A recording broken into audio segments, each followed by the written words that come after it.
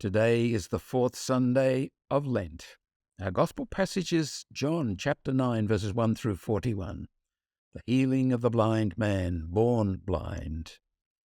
It's an endearing story. The blind man comes across as a beautiful character, innocent, straightforward, honest. When he's being quizzed by the Pharisees, the religious authorities, their ideology, their prejudice is brought into stark relief by his straightforwardness, his honesty, as with the parents too. A theme that does emerge very strongly in this is how a human being comes to enlightenment, how we come to see the world differently, more profoundly. We do have a deep capacity to see, apart from what our physical eyes see, the eyes of the soul, the eyes of the heart can see things that the eyes of the head don't see. This deeper capacity for seeing, we all have it. How many of us realize it? In seeing ourselves, in seeing other people, in seeing events and things of our world. Do we really see? Is there not some blindness in us? I think it would be fair to say that there is a lot of blindness in us.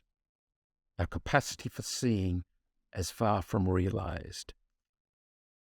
We can think of life as a journey characterized by a coming to see, a sea of depth, not superficiality. See with the eyes of the heart. St. Paul talks about coming to see God face to face. He reminds us that the seeing is not only seeing ourselves, or other people, or events and things, but seeing God.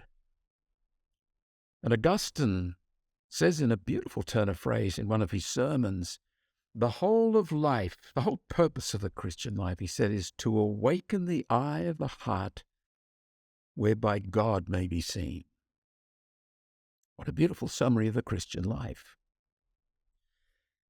In his Confessions, there is a marvelous passage. I'd like to read it all. It's a bit long, but it's worth meditating on. One of the themes that comes out in St. Augustine's Confessions particularly is his deep sense of having come into the light, having been enlightened.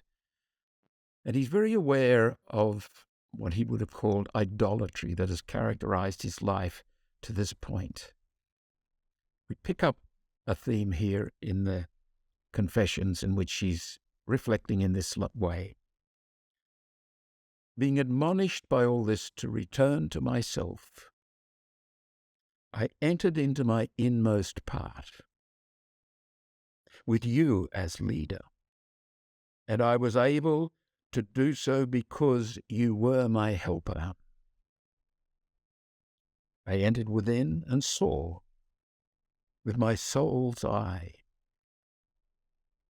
an unchangeable light. You are my God, to you I sigh day and night. And when I first knew you, you lifted me up so that I might see that there was something to see, but I was not yet the man to see it. And you beat back the weakness of my gaze, shining on me too strongly, and I trembled with love and dread. And I knew myself to be far from you in the region of unlikeness. As if I heard your voice from on high, I am the food of strong men. Grow, and you will feed on me. Nor will you change me like ordinary food into you, but you will be changed into me. And I said, is truth therefore nothing at all? and you cried from afar, I am who I am. And I heard, as one hears in the heart. One of the themes that comes out in many of the great spiritual writers in our Catholic tradition is these references to the sensitivities of the soul and the heart.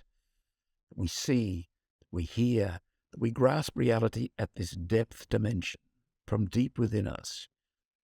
Our spirit and the Holy Spirit, St. Paul says in Romans 8:16, they're united witness. They work together. It's a beautiful thought.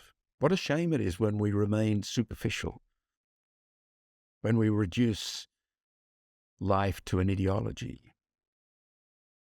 It's the most profound of all relationships that grow through our capacity to see with the heart. The healing of our heart's blindness, our coming into the light, our becoming aware of God, of seeing God face to face, is a gift. It comes to us as grace, not conquest. We cannot master this by strategies and tactics and personal effort, as if it was a stoic project. It's grace. And one of the marks of a person who sees with the eyes of the heart is graciousness. It's a graceful way to live. But it's also hard work.